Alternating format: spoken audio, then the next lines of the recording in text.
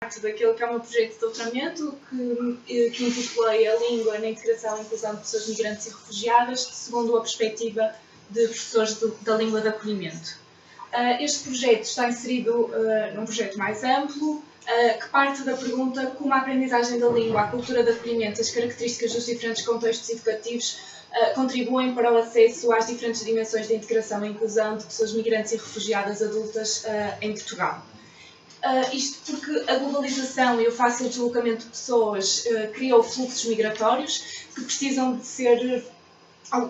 ter medidas de integração e inclusão que incidam sobre a diversidade, mas que também promovam o entendimento mútuo entre todas as pessoas que fazem parte de uma sociedade. E por isso salienta a importância da língua de acolhimento, não só como facilitadora de acesso à cultura de acolhimento e às dimensões da integração, que vamos ver mais à frente, mas também como o ponte entre o passado, o presente e o futuro das pessoas migrantes e refugiadas na nova sociedade.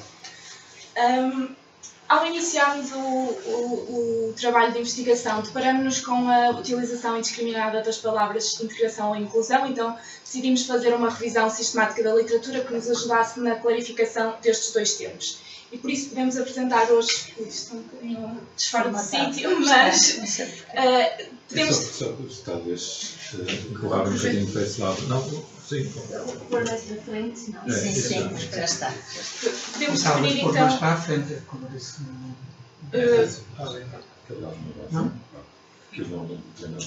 Portanto, podemos definir a integração como um processo dinâmico, multidimensional, bidirecional e não linear de adaptação entre as duas comunidades, entre a comunidade de acolhimento e as pessoas recém-chegadas, mas também a literatura mostrou-nos que não é só apenas um processo de adaptação, porque tem de haver uma atitude tem de haver uma atitude de respeito, de reconhecimento e de coexistência que atue sobretudo sobre a interação de ambas as partes. E portanto reconhecemos que agora sim. Okay.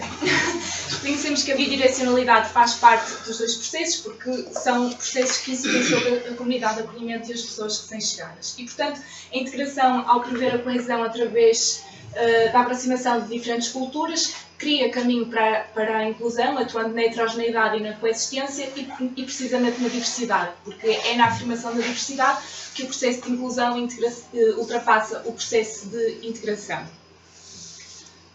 A integração, então, revê-se em dimensões de necessidade de resposta, de necessidade imediata e básica para estas pessoas, e muitos autores, aqui não dá para ver a referência completa, mas é a Aga Fitzgerald, 2008, referem que a integração incide sobre as dimensões do emprego, da educação de crianças e jovens, do alojamento e da necessidade de cuidados de saúde, e referem a língua de acolhimento como facilitadora da integração. Mas nós achamos que é mais do que isso, porque é o procedimento, o estabelecimento e a construção destas dimensões. Sem ela, estas dimensões não poderiam ser praticadas e realizadas. O que dizem os professores de língua de acolhimento sobre esta questão? Então, o primeiro passo metodológico no projeto foi a revisão sistemática da literatura, como disse, e agora terminamos a fase de entrevistas aos professores e professoras de língua de acolhimento. Foram entrevistados 10 profissionais de escolas públicas, de 4 escolas públicas do norte de Portugal, em Braga, em Chaves, em Valença e em Gaia.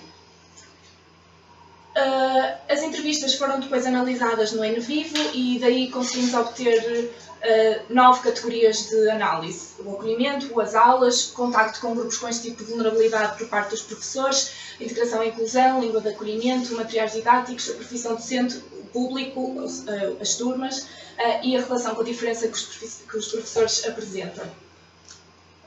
Quem são os profissionais entrevistados? Então, foram 10 profissionais, como eu disse, 9 pessoas de sexo feminino e uma pessoa de sexo masculino, das quais 5 começaram a lecionar português de língua de acolhimento apenas este ano letivo, 3 começaram a lecionar há mais de 1 ano e 2 pessoas começaram a lecionar o português de língua de acolhimento há mais de 5 anos. Relativamente à sua profissão, 6 são professores de português, formados para ensinar português a portugueses, 3 são professores de português e uma língua estrangeira, 1 de português francês e 2 de português inglês, e uma das pessoas entrevistadas não especificou a sua formação. Relativamente às dificuldades, demonstram ter dificuldades em comunicar com os alunos, já vamos ver mais à frente o que dizem. Também demonstram dificuldades em lidar com a heterogeneidade linguística presente em sala de aula. Também em lidar com a diferença de ritmos de aprendizagem que os alunos demonstram e, sobretudo, em lidar com a falta de materiais didáticos adequados para pessoas adultas. Relativamente à dificuldade em comunicar com os alunos, os professores dizem que tiveram que aprender inglês porque não tinham uma competência para ter um diálogo corrente com estes alunos.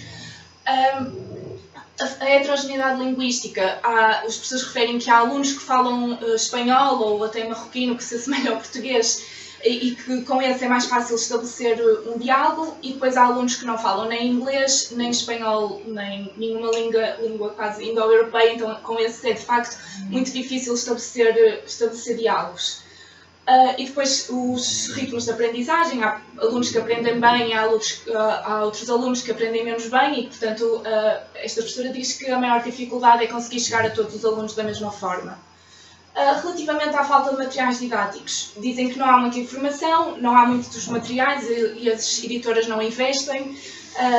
Agora começam a apostar mais em manuais de português de língua não materna, ou seja, para as crianças e jovens e não para as pessoas adultas. E também dizem que os materiais que existem são demasiado infantis e não são adequados a pessoas mais adultas, de 30, 40 e 50 anos.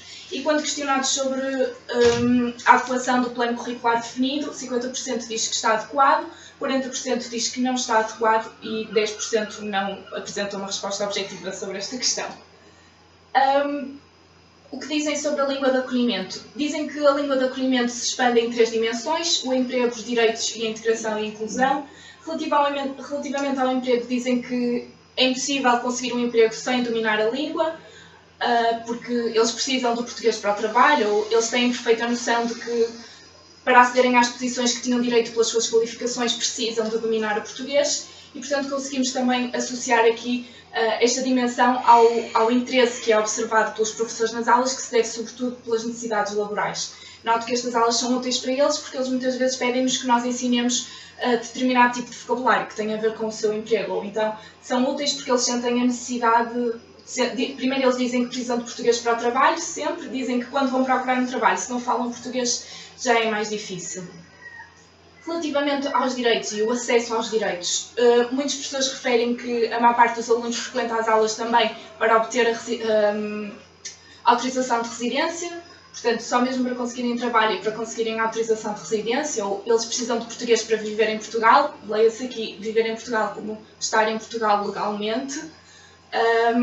E, portanto, também conseguimos associar esta dimensão ao interesse nas aulas ser para a obtenção de certificados, maioritariamente o certificado ou o documento de autorização de residência, mas também o certificado de nível A2, que assim eles conseguem obter a nacionalidade portuguesa. Então, a maior parte dos alunos que está ali está para tirar o A1 ou o A2, não tanto para ter contacto com a língua, mas para ter do CEF um documento. Ou, sinceramente, eles querem obter a autorização de residência, principalmente isso. Eles sabem que precisam ter as 150 horas de formação. Relativamente à integração e inclusão, os professores referem-se a ela como fazer parte da sociedade, ou o dominar a língua é ter a sensação de que se pertence a uma comunidade, o dominar a língua é uma forma de se sentir integrado no país, ou eles, quando não percebem o português, sabem que estão um bocadinho à parte da sociedade. Ou eu acho que a língua de acolhimento tem um peso enorme, porque é uma forma de eles se sentirem não tão à margem e não tão diferentes. O que é que isto significa? Também dizem que a língua de acolhimento é importante para ser na sociedade. Eu acho que tem imenso peso, lá está. Nos principiantes, muitas vezes é só mesmo por uma questão de sobrevivência, mas depois quando eles evoluem para o nível B1, B2, aí é mesmo eles terem noção de que nunca poderão estar em Portugal sem saber a língua. E ainda associado a este ser na sociedade temos a criação de redes sociais. O facto de eles aprenderem a língua também nos ajuda a conviver e a arranjar amizades. Ou eu acho que as aulas são úteis na medida em que eles aprendem a língua do país em questão. Eu acho que é esse o principal, porque a partir daí, desse sentimento de pertença, é que eles começam a desenvolver e a criar uma rede de amigos e de contactos. E, portanto, conseguimos perceber desde logo a importância dos contextos educativos informais, a importância que estes contextos educativos informais têm no ensino e na aprendizagem da língua de acolhimento e no seu domínio. Sobre a profissão docente, os professores reconhecem-se como elo de ligação com a sociedade, é o melhor do nosso lado, somos um elo de ligação com a sociedade e também reconhecem que apoiam em muito mais do que apenas na língua portuguesa. Nós não somos só formadores da língua, nós ajudamos, nós fazemos marcações para consultas, ou aqui também referem que ajudam quando precisam de um mecânico ou que perguntam como é que hão de preencher determinados impressos. E conseguimos associar isto àquilo que Cabete nos diz, que neste contexto, no contexto de língua de acolhimento, o professor adquire soluções extraordinárias adequadas às exigências de um público-alvo com necessidades específicas, o que se pode caracterizar aqui a profissão docente com o facto de ser plural, porque não incide apenas sobre uma dimensão linguística, mas também sobre uma dimensão social, incluindo-se também aqui um processo de alfabetização cívica. Sobre os alunos e as alunas, estas turmas são constituídas por pessoas de todo o mundo, sobretudo de países como o Paquistão, Bangladesh e Índia, e a relação com a diferença que os professores demonstram parte de um reconhecimento da diferença, ou seja, os professores tomam conhecimento dessa diferença, eles vêm com os trajes deles muitas vezes, e depois é marcada sobretudo por atitudes de tolerância. Eles são muito, em termos de socialização, são muito parecidos connosco, ou as pessoas não levam a mal porque sabem que eles são sírios, portanto não levam a mal. Claro que estas atitudes também são marcadas pelo respeito, porque os professores dizem que a nossa cultura é completamente diferente da deles, então temos que respeitar, ou não posso abordar certos aspectos, tento não abordar mesmo. Mas ainda sobre o reconhecimento da diferença, esta não se dá apenas dos professores versus alunos, dá-se também dos alunos versus Portugal. Porque uma professora relata que está numa sala de aula que tem trabalhos expostos da quadra natalícia e quando os alunos viram esses trabalhos ficaram assim muito sérios a olhar, como quem fazem isto tudo. Então há aqui uma bilateralidade do processo de reconhecimento da relação e do reconhecimento da diferença, porque, como eu disse, não é só o professor versus alunos, mas alunos versus Portugal.